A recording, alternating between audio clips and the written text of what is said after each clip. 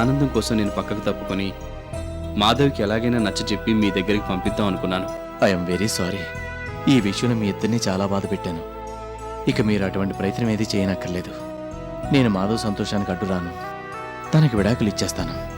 మీరు తనని పెళ్లి చేసుకోండి. మీకు నా మాటల మీద నమ్మకం కుదరటం లేదా? నేను ఇదంతా మనస్ఫూర్తిగానే చెప్తున్నాను. ముందు ముందు మీ ఇద్దరిని ఏ రకంగా ఇబ్బంది పెట్టను. మీ జీవితంలో నేను జోక్యం చేసుకోను. మీరిద్దరూ ఆనందంగా ఉండటమే నాకు కావాలి.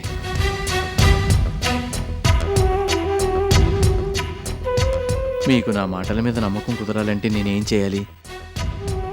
మీ మాటల మీద నమ్మకం కుదరక కాదు. మరి ఇంకా దేని గురించి ఆలోచిస్తున్నారు? ఏం లేదు. మీకు మాధవ్ మనస్తత్వం గురించి పూర్తిగా తెలుసు. తను ఎంత సిన్సియర్ వర్కరో మీకు నేను వేరే చెప్పనక్కర్లేదు. తనకి మీ మీద ఎంత ప్రేమ ఉందో వాళ్ళ అమ్మగారి మాటల ద్వారా నాకు అర్థమైంది. మిమ్మల్ని అంతగా ఆరాధించే వ్యక్తిని మీరు పెళ్లి చేసుకుంటే తప్పకుండా సంతోషంగా ఉండగలుగుతారు. మాధవ్ని చేసుకోవాలంటే మీకు వేరే అభ్యంతరం ఏదైనా ఉందా? చెప్పండి. మాధవ్ మిమ్మల్ని ఆరాధిస్తుంది.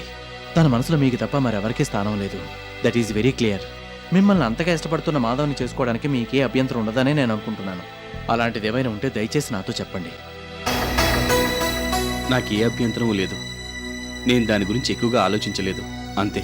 ఇప్పుడు నేను అడుగుతున్నాను కదా, ఈ విషయంలో మీ నిర్ణయం ఏంటి చెప్పండి. మాధవ్ మంచిదాని గురించి నాకన్నా బాగా మీకు ఎక్కువ తెలుసు అనుకుంటున్నాను. ఏంటి మీరేం మాట్లాడటం లేదు?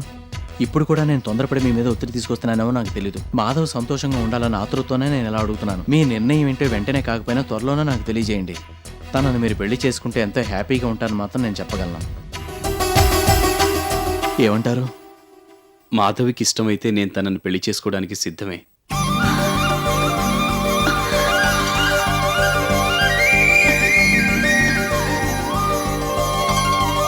మీరు ఈ మాట అంటుంటే నాకు ఎంత సంతోషంగా ఉందో చెప్పలేను. కంగ్రాచులేషన్స్. థ్యాంక్స్. మీ ఇద్దరివి చాలా ఉన్నతమైన వ్యక్తిత్వాలు. Both of you are made for each other. నాకు తెలియక ఇన్నాళ్ళుగా మీ నిర్ణయానికి అడ్డంగా ఉంటూ వచ్చాను. ఇప్పుడు సంతోషంగా తప్పుకుంటున్నాను. Wish you all the best.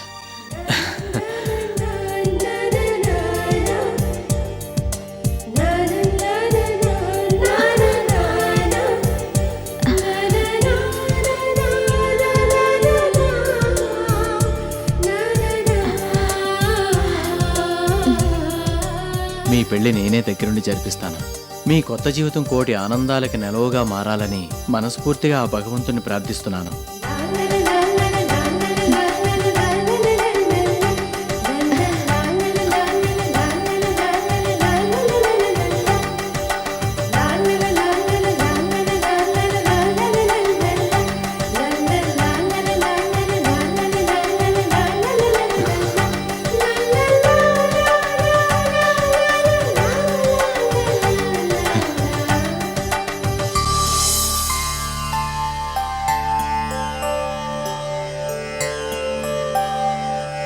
అమ్మా, అమ్మా, వస్తున్నానమ్మా. పూజ గదిలో ఉన్నాను.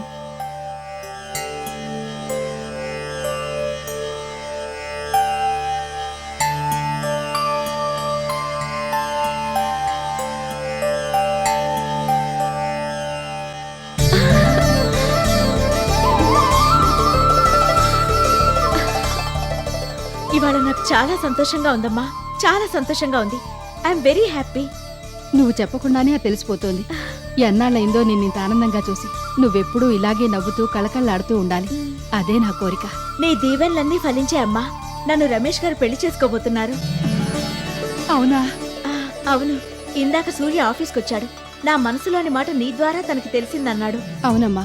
పొద్దున తనిక్కడికి వచ్చినప్పుడు నీ ప్రస్తావన తీసుకొచ్చాడు. నువ్వు రమేష్ గారిని పెళ్లి చేసుకోవాలనుకుంటున్నావని నేను నిర్మోమాటంగా చెప్పేశాను. అది విని అతను చాలా ఆశ్చర్యపడ్డాడు. తనతో పెళ్లికి నిన్ను ఒప్పించమని రమేష్ గారిని పురమాయించాడట. వెంటనే వెళ్లి ఆయనకి ఈ విషయం చెప్పి తను పక్కకి తప్పుకుంటానని చెప్తానని బయలుదేరి వెళ్ళాడు. సూర్య వచ్చే సమయానికి రమేష్ గారు నాతో ఏం మాట్లాడుతున్నారో తెలుసా? ఏం మాట్లాడుతున్నారు? సూర్యని పెళ్లి చేసుకోమని నాకు సలహా ఇస్తున్నారు. అలాగా? అవును. నువ్వు లేకపోతే సూర్య బతకలేడు. మానవతా దృష్టితోనైనా నీ మనసు మార్చుకో.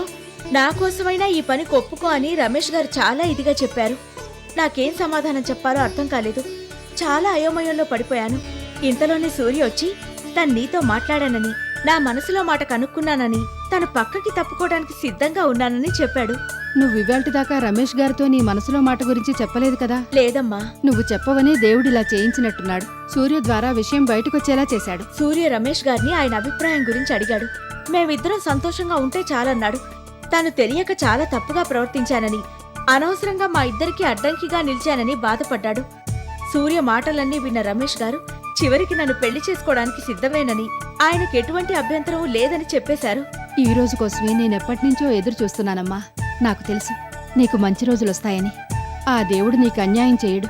నీకే కాదు, మంచి మనసున్న మనుషులెవరికీ ఆ దేవుడు అన్యాయం చేయడు. అవునమ్మా, నువ్వు చెప్పేది నిజమే. మొత్తానికి ఇన్ని రోజుల తర్వాత నీ కోరిక నెరవేరబోతోంది. నువ్విలా సంతోషంగా కనిపిస్తూ ఉంటే ఎప్పుడెప్పుడు చూద్దామా అని నేను ఆరాటపడిపోయేదాన్ని. నువ్వసలు నీ మనసులో మాట గురించి ఇంతకుముందే రమేష్ గారితో చెప్పుంటే బావుండేది. వ్యవహారం ఇంత దూరం వచ్చేది కాదు. సూర్యకి ఈ విషయం ముందుగానే తెలిసి మీకు అడ్డుగా ఉండకుండా పక్కకి తప్పుకునేవాడు. ఏదైతేనే అమ్మా, ఇప్పటికైనా నేను అనుకున్నది జరుగుతోంది కదా. దేవుడు ఇంత త్వరగా నా ప్రార్థనని ఆలకిస్తాడని నేను ఊహించలేదు. పొద్దున్న సూర్య ఇక్కడి నుంచి బయలుదేరి వెళ్తున్నప్పుడు రమేష్ గారు ఎలా స్పందిస్తారోనని నేను భయపడ్డాను. చివరికి అంతా నేను కోరుకున్నట్టే జరిగింది. నువ్వొచ్చే ముందు కూడా దేవుడి గదిలో కూర్చుని ఈ విషయం గురించే ప్రార్థిస్తున్నాను. ఇంతలోనే నువ్వు ఈ బ్రహ్మాండమైన కబురు మోసుకొచ్చావు. నాకెంత సంతోషంగా ఉందో మాటల్లో చెప్పలేను. ఉండమ్మా, నీ నోరు తీపి చేస్తాను.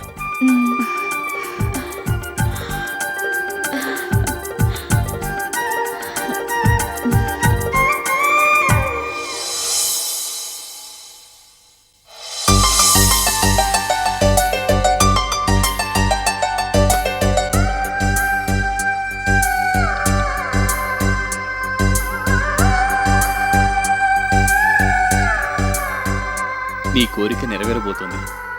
నేను పెళ్లి చేసుకోబోతున్నాను.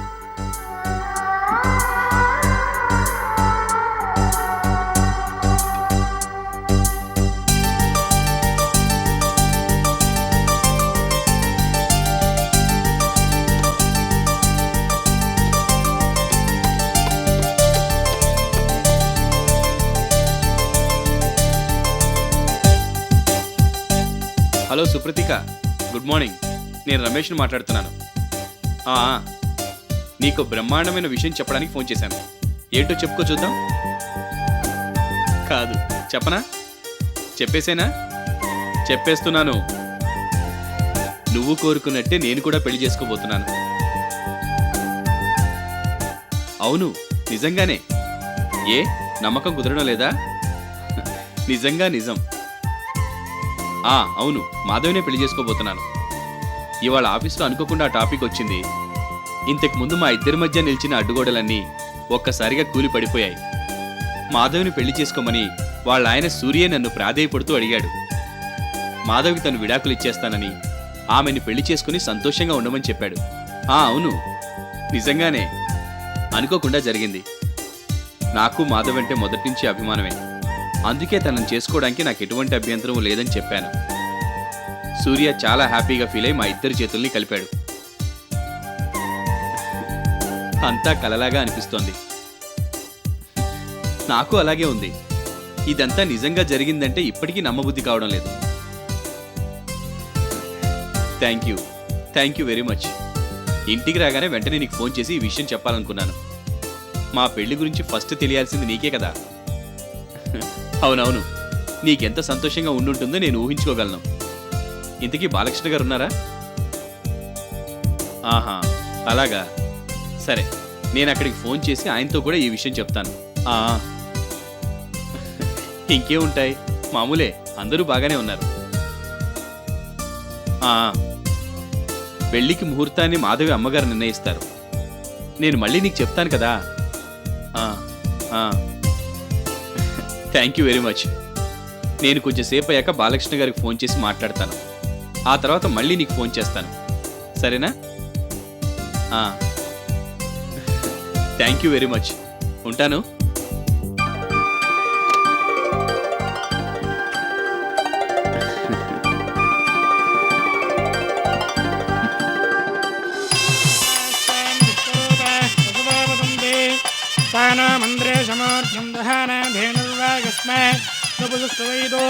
అయం ముహూర్త సుముహూర్త అస్తు गणपतिं हवामहे कविं कवेन उपमस्त्रवस्तवं ज्येष्ठराजं ब्रह्मणां ब्रह्मणस्परः शृण्वन्नोतिभिश्चैरसादनं माङ्गल्यं दन्तुनानेन मम जीवनहेतुना कण्ठे पद्माभि सुभगेत् सञ्जीव शरदां शतं माङ्गल्यधारणमुहूर्तस्तु मुहूर्त अस्तु मुहूर्तकाले सूर्यादीनां नवानां ग्रहाणाम् आनुकूल्यता प्रसिद्धिरस्तु शतमानं भवति सदा यः पुरुषस्तदेन्द्रिय आयुष्येवेन्द्रिये प्रतिष्ठति ध्रुवन्ते राजा वरुणात् ध्रुवन्देव बृहस्पतिः ध्रुवन्त इन्द्रश्चाग्निश्च राष्ट्रं धारयताम् ध्रुवं ध्रुवेण हविषा तस्मै देवादिप्रवन्नो अयं च ब्रह्मणस्पतिः